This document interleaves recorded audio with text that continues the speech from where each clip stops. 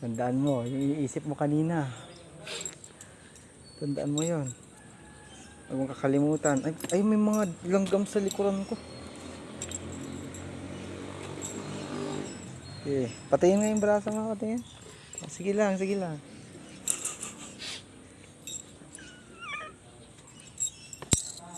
Kaya pa ba? Kaya pa ba?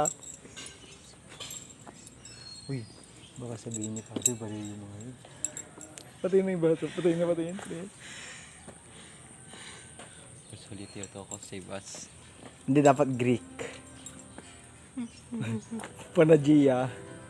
Panagia Theotoke. Panagia Theotoke, Soson imas. Sosonimas. Panagia Theotoke, Sosonimas. Nakakatawa ka pa kasama.